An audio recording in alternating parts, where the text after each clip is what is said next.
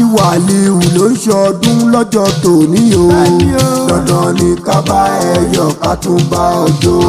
Ọkọ Mùtíyá ló ń ṣọdún lọ́jọ́ tòní o. Dandan ni ká bá ẹ yọ̀ ká tún bá ọ jó. Ọmọ Ṣẹ̀yẹ mà ló ń ṣọdún lọ́jọ́ tòní o. Dandan ni ká bá ẹ yọ̀ ká tún bá ọ jó. Ajíwàlíù àṣeṣe tún ṣe. Ọkọ Mùtíyá àṣeṣe tún ṣe. Bàbá Rọ́díyà àṣeṣe tún ṣe. Bàbá Rọ̀fí àṣeṣe tún ṣe. Bàbá Sídíkù àṣeṣe tún ṣe. Ọmọ Ṣẹ̀yẹ àṣeṣe tún ṣe. Kílẹ̀ wí o. Bí wọ́n bá ṣòyí tán wà tún ṣòmíràn sí. Lágbára Ọlọ́run àṣeṣe tún ṣe.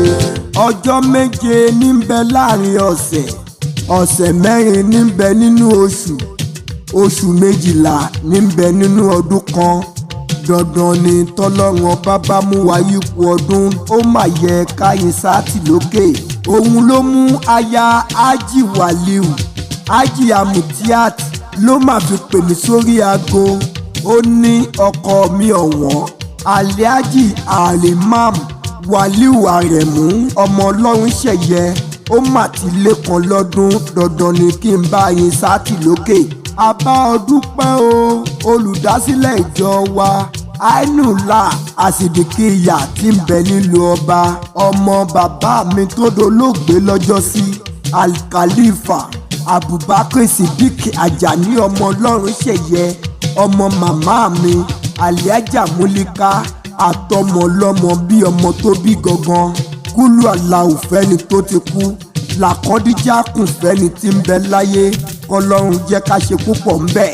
Ní gbogbo ọjọ́ 22 oṣù kejì ọdún òun lọ́jọ́ bí rẹ ti 2023 là ń ṣe lọ́wọ́. Tó bá di 2024 a ò ní fi kú rántí rẹ. Níṣe ni kó bá mi ṣàmì àdúrà. O ò ní dẹrù tálábìàmọ kì í tú. A ò ní fòkú rẹ ránṣẹ́ sílé. Àwọn tí ń bayé ẹni jẹ́ wọ́n ní bayé ẹ jẹ́ o. Àwọn tí wọ́n lo kádàrá ẹni wọ́n ní lo kádàrá rẹ. Ọkọ Mùtíyá onírajò gbé sájò lágbára Elédùà lókè. Wàlíù Àrẹ̀mú ó yá járelé bàbá tó bí ọlọ́mọ. Ẹ̀gbá ni ọ́ o, Ẹ̀gbá nìran bàbá rẹ. Ẹ̀yin lọ́mọ òṣìlẹ̀kùn palẹ̀kùn dé. Ọmọ àrídìí ògo lójú ogun. Ìran bàbá yìí a máa ń ròyìn ogun bàràfàgbẹ̀. Kò sóhun tó ń ṣe ní Mẹ́kà tán ṣe lẹ́gbàá láké. Wọ́n ń gàràfà ní Mẹ́kà àwa sì ń gorí Olúmọ. Wọ́n momi sẹ́mísẹ́mì ní Mẹ́kà omi odò ògùn lọ́wọ́n bàbá tí wàá mu. Ìran bàbá yín ní lọ́sọmọ́dé gbàpọ́n lọ́wọ́ odò. Ọ̀rọ̀ tún ń bẹ ní abẹ̀hùn rẹ̀rẹ̀ lówúwo bí irin. Ọmọ òtókò ọmọ oṣù akẹsàn ni ọ́ o. Ọmọ ọlọ́kọ̀ tó níṣẹ́rí.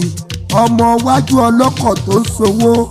Ẹ̀yìnkùlé ọlọ́kọ̀ a sì máa ṣèjìgbà lẹ̀kẹ̀.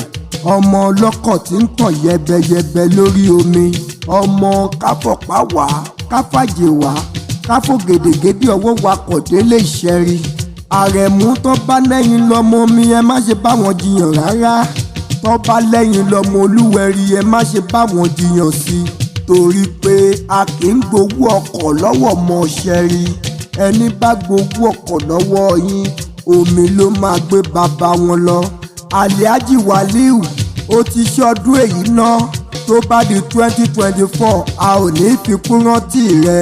Níṣe ni kó bá mi ṣàmì gbé tọ́mì. Ọkọ Mùtíyá ó kú oríire. Bàbá Rọ́díyà ó kú àṣeyẹ. Bàbá Rọ̀fíkì wọ́n mà lọ́lọ́pẹ́. Bàbá Sídíkì ò ní fọdún èyí ṣàṣemọ lágbára sáàtì lókè. Bó o ṣe ń gbọ́ bó ṣe ń dún kìkìkì látẹ̀ẹ̀kan. Aya rẹ olólùfẹ́ rẹ ló ní kí n máa kí ọ. Ará òjé ṣe tán mo fẹ́ máa relé bàbá mi. Ará òjé ni mí òjé ń pẹ̀tù. Ọmọ ṣáṣá lọ́jẹ̀ ilé. Ọmọ arọ tí wẹ̀ bí òjò.